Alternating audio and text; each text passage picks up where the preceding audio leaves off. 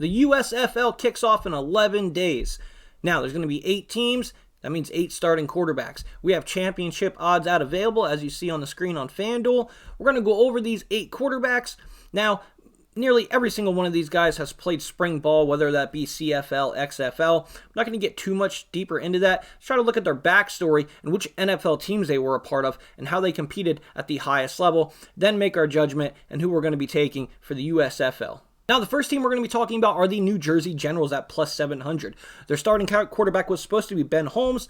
He was taken with their first pick in the first round, which was quarterbacks only. However, Ben suffered a broken pinky, and has now been waived from the team as he has a 4 to 6 week recovery time. And no, I'm not talking about his pinky in his throwing hand. I'm talking about the pinky on his toe.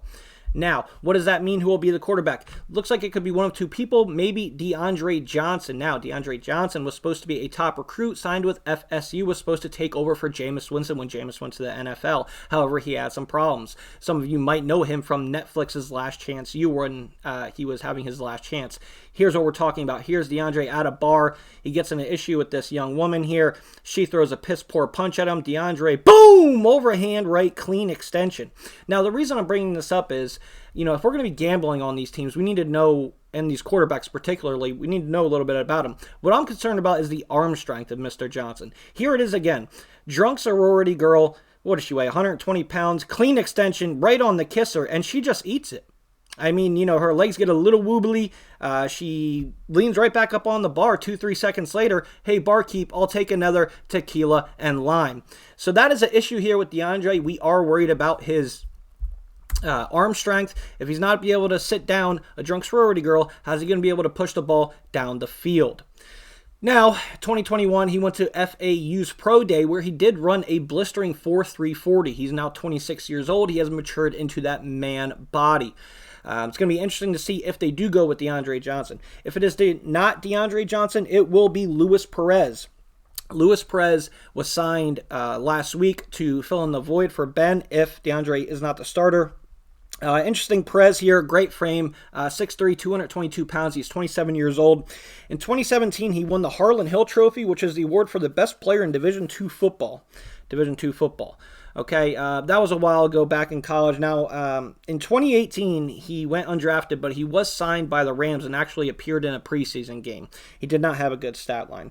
He was waived in week 2. In 2019, the Eagles picked him up. They released him a month later. That same year, in 2019, the Detroit Lions picked him up and waived him 4 days later. Not really too impressed with either one of these two guys. If it is Luis Perez, I will be fading this team. If it is DeAndre Johnson, if you guys watch Netflix Last Chance U, the kid's a great athlete, and that's where most of everyone who's going to know who this kid is. The 40 time, the ability is there.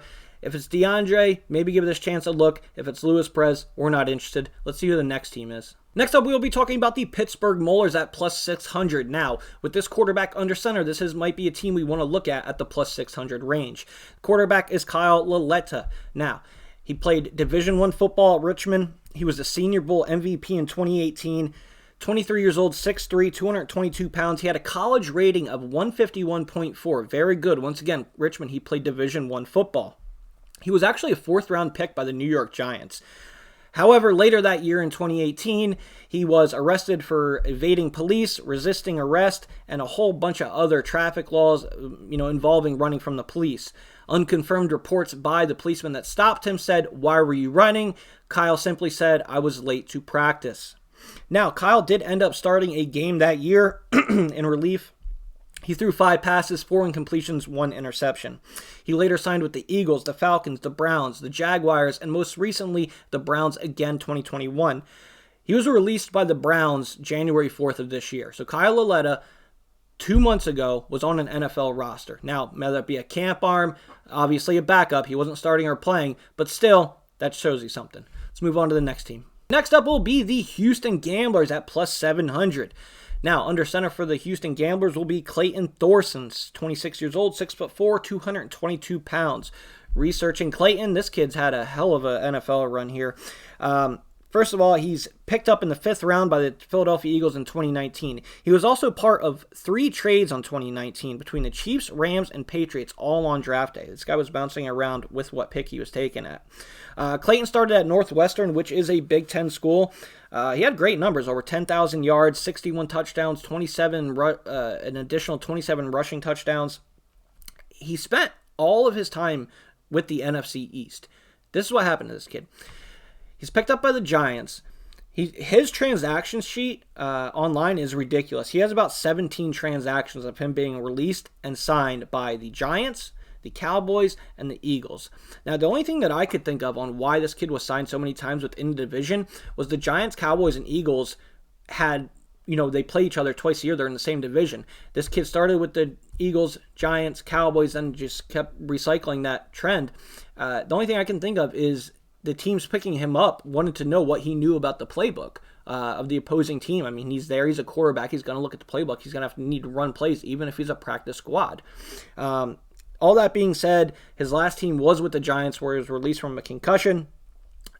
Do the research on this kid. It's very interesting how much he has bounced around. However, right now for 2022, he will be the starting quarterback and under center for the Houston Gamblers. Next up will be the New Orleans Breakers at plus 550. Under center for New Orleans will be Kyle Slaughter.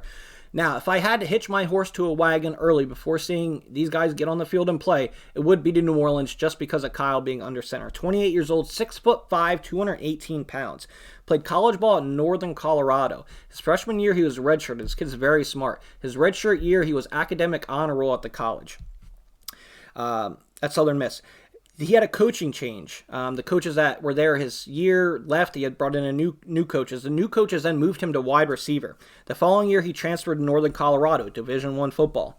He was basically a gadget player on the team until his senior year of 2016 when quarterbacks went down with injuries and he was thrust into the starting lineup. He broke a lot of records and had some really good moments.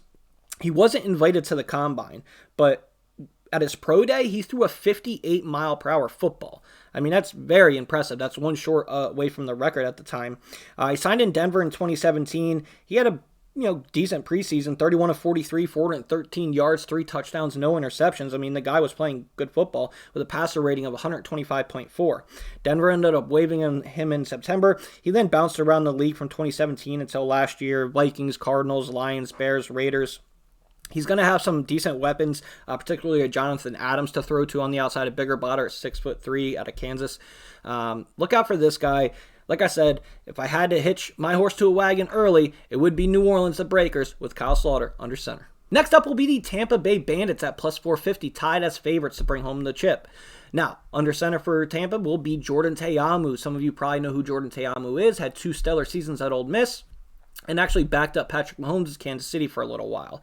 2 seasons at Ole Miss, he had over 5,600 yards through the air, 30 touchdowns, and 12 picks.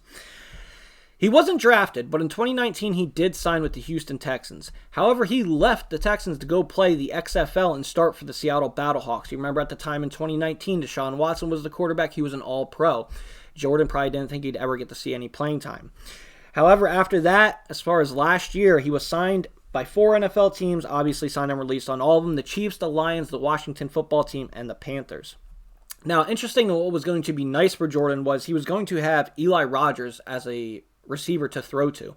Eli Rogers played with the Steelers for 4 years, has a good NFL pedigree, and was their number 1 wide receiver that they drafted for the Tampa Bay Bandits. However, it appears that they've put Eli Rogers on the reserve list because he just never showed up. April 1st, he didn't report to camp, and no one knows where he is, and he's not coming to play. So that's going to downgrade Tampa Bay a little bit in my mind, but that's who's under center for the Tampa Bay Bandits. Next up will be the Birmingham Stallions at plus 700. Quarterback under center will be Alex Mcgowan, 26 years old, 6'3", 214 pounds. Played Division I ball at FIU from 2014 to 2017.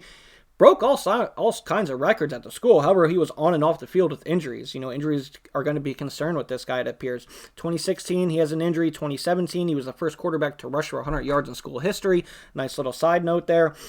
He qualified for a bowl game that year. However, in the first quarter, he gets a collarbone injury. He's out. He does get drafted by the Seattle Seahawks in the 7th round. However, then he bounces around the league. He's on a couple practice squads, the Jaguars, the Texans, and then once again with the Seattle Seahawks. Now, You see these odds are so close. We have plus 450 to 700 for 8 teams. Nobody really knows what the hell is going on here. It appears that Michigan and Tampa are the favorites just because they had the first 2 quarterbacks selected. Just something to keep in mind, though. Alex Mcgowan, I'm excited to see this kid play. Once again, good pedigree. Prototypical size, 6'3", 214 pounds.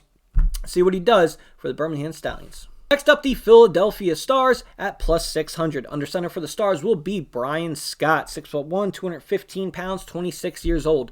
Played his college ball at Occidental College. That's a Division III school in Southern California. He was deemed the Aaron Rodgers of Division III football. If you research this guy, that's what everyone said. He was the A-Rod at Division III. Played very well, lower conference, however. Went undrafted in 2017. Played 1 year in the CFL for the Edmonton team, and then he did have opportunities with the Rams, the Chiefs, the Falcons, and the Colts. Once again, like many of these guys, probably a camp arm, didn't really push for a backup job. Very interesting note on Byron Scott, though, when he was drafted, a couple quarterbacks did this, but I believe Brian stayed and helped the team draft the remaining players on the Philadelphia Stars. I believe he's played with this head coach before, and I think they have 9 players from that Edmonton team now on this Stars team. So Philadelphia should have a leg up on competition with at least continuity and knowing each other from a head coaching and player personnel standpoint. And at plus 600, you could do a lot worse than the Philadelphia Stars. Next up, the Michigan Panthers, plus 450, tied with the Bandits for the favorite to win the chip in the SFL. Quarterback under center will be Shea Patterson, 6'1", 212 pounds, 25 years old. He was the number 1 quarterback taken. Now, he already has a leg up here because the head coach is Jeff Fisher. Now, if you remember, Jeff Fisher is with the Titans, led the team to a Super Bowl, and had one of the longest reigning tenured coaches in NFL history. He was a 5-star recruit, Shea was, out of Mississippi. He also played at Michigan, over 8,800 yards passing, 68 TDs. He did sign with the Chiefs, and then he bounced around the CFL and with the Lions and the Montreal team as well. Interesting note, he was drafted by the Texas Rangers in the 39th round of the 2018 draft. The 39th round, how many fucking rounds are in an MLB draft? Absolutely ridiculous. However, Shea Patterson, he has a pedigree. He was a 5-star recruit coming out of high school. He started at 2 big programs. He has an NFL proven winning coach behind him, and he was the first overall pick. So that's why you have Michigan Panthers as tied with the favorite. With Shea Patterson and Jalen Tayamu with the Bandits, both they were the first and second pick. That's why you have those odds there. I'm interested to see what the game spreads are going to be when this comes out.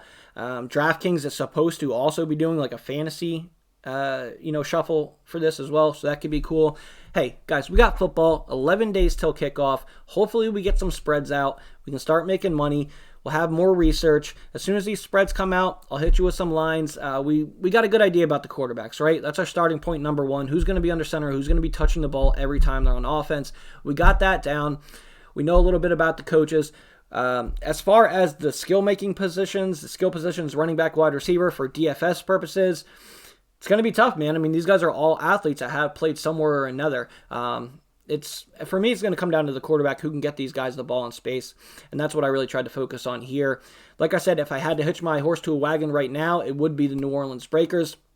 I like Kyle Laletta, and he's impressive. If you go back and watch, he has a preseason game with the Minnesota Vikings. I mean, the kid's got a hose. He's just out there dealing, and a 58-mile-per-hour ball, very impressive.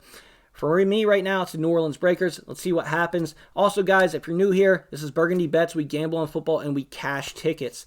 FanDuel just released the win totals, the over-unders for all the NFL teams, chances to make the playoffs, and division odds. Once the schedule is released, I'll go through that, and then I'll give out my picks, same as I did last year. If you like gambling on football, if you like watching football, if you like DFS, if that's your type of thing, go ahead, hit that like, subscribe, notification bell. I'm Ron Burgundy, and I'll see you on the next one. Appreciate y'all.